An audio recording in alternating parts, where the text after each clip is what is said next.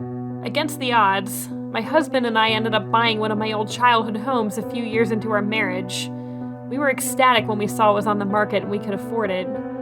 Getting out of our one-bedroom apartment and becoming homeowners was an exciting turning point in our lives. For me, the chance to revisit a place filled with happy memories from my past was another sweet part of the deal. We moved into our new home 2 weeks before Thanksgiving. Coincidentally, that was around the time when my family had first moved into this house.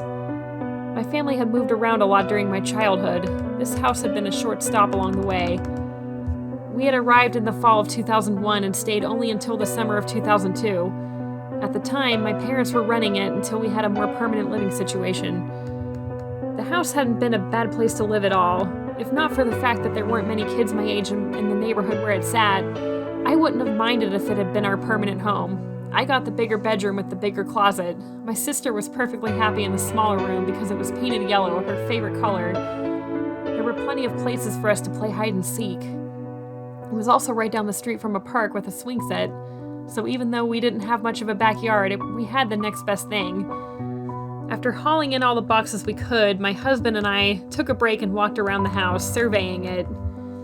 For him, it was a first glance at our new home. For me, it was a trip down memory lane. Right away, we decided the yellow room would be our first child's nursery. The room where my sister and I had kept all our toys would be the perfect space for our musical instruments and recording equipment. And the former master bedroom would, of course, become our master bedroom.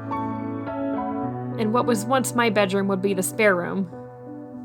I hauled a box full of bedding up to this room first, set it down by the wall, and stood in the space where my bed had been, reminiscing about the time I had spent playing with dolls, reading books, and writing poems in this room.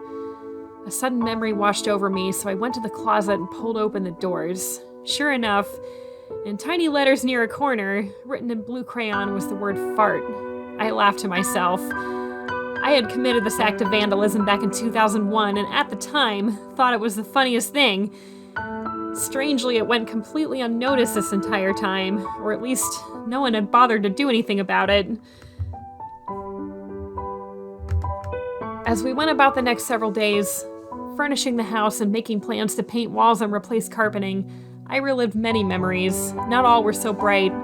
One minute I'd recall the time I'd finally made a friend and invited her over to play for the first time, and the next I'd remember how lonely and disoriented I felt being dropped into a new school in the middle of the year.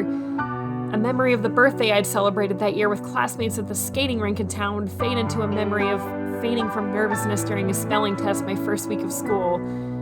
I'd remember all the fun my sister and I had had riding our bikes around the neighborhood, only to also remember the humiliation of being required to write everything in cursive and not knowing how because my old school hadn't taught it yet. This was no big deal. Childhood memories can't all be so sunny. It was the crying I heard coming from behind the walls of the master bedroom that bothered me. The first time I heard it was around 12:30 a.m. one night while I was having trouble sleeping. Our house was close enough to neighboring houses that it easily could have been coming from next door.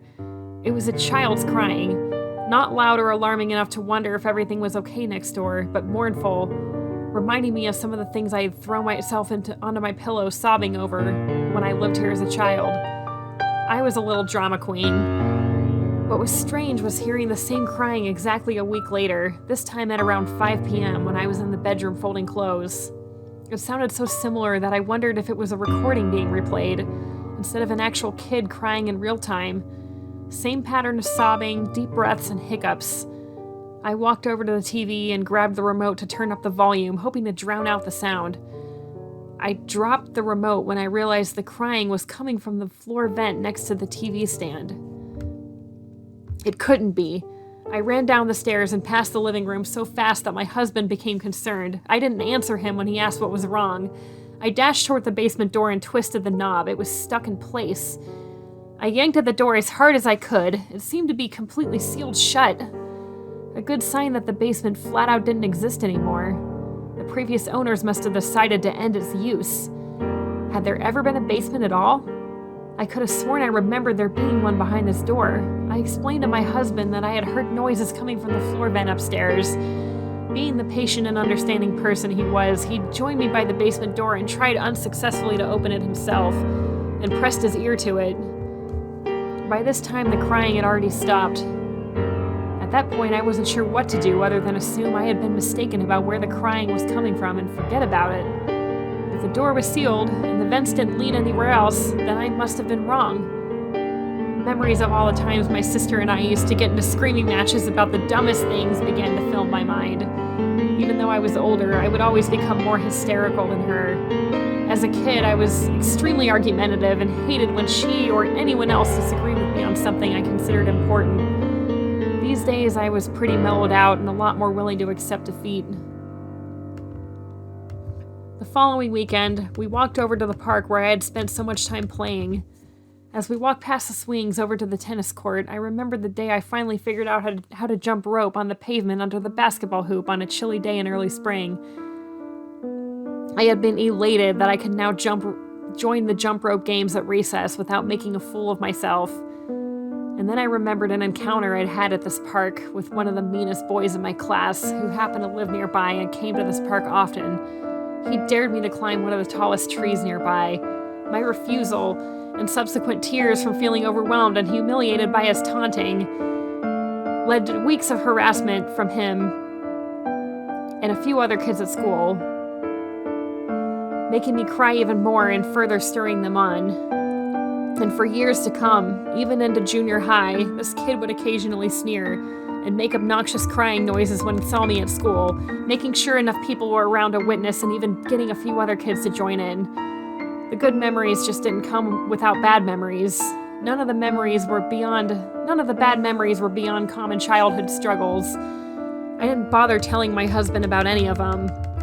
I carried on with my daily routine for the rest of the weekend and into the week, thinking the nighttime crying from behind the walls had just been a fluke and putting it out of my mind.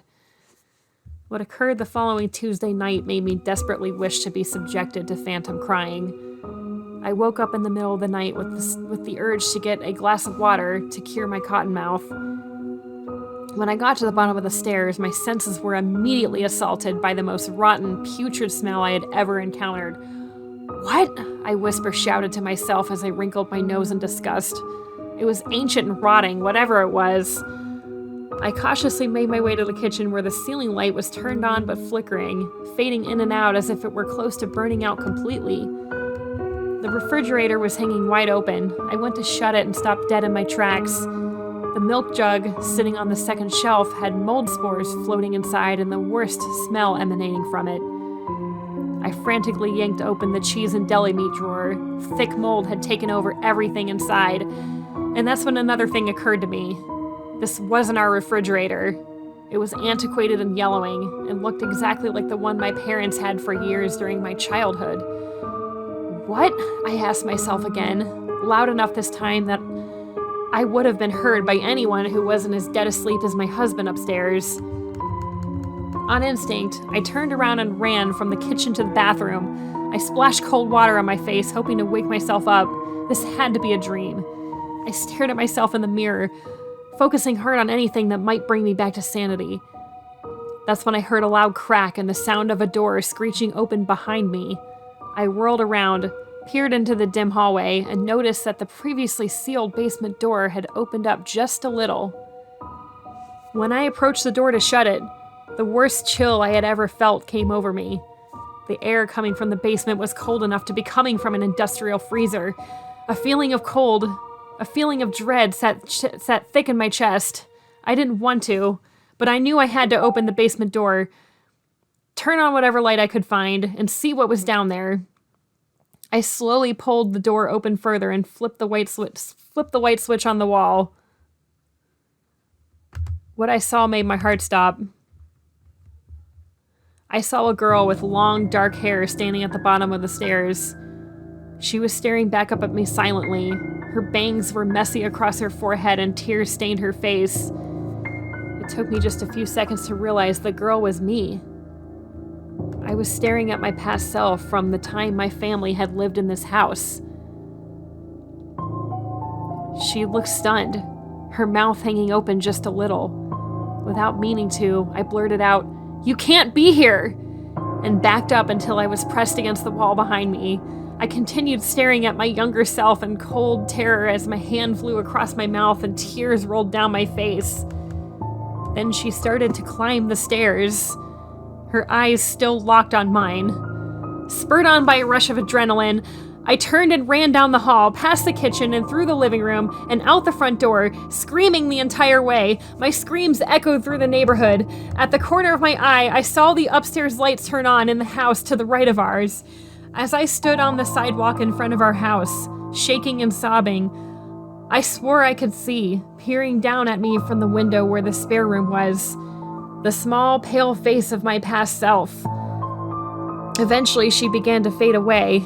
It wasn't long before my husband and both the neighbors were outside consoling me, trying to convince me I'd had a sleepwalking nightmare or something. The next day, I checked on the food and saw it was back to being edible. The light in the kitchen no longer flickered. The basement door was sealed shut once again, and I never heard the crying again after that. The incident bothered me for a while, though. The idea that it was all an incredibly vivid dream was compelling, but to me it felt more real than that. I began reading as many anecdotes about people's paranormal experiences as I could find online.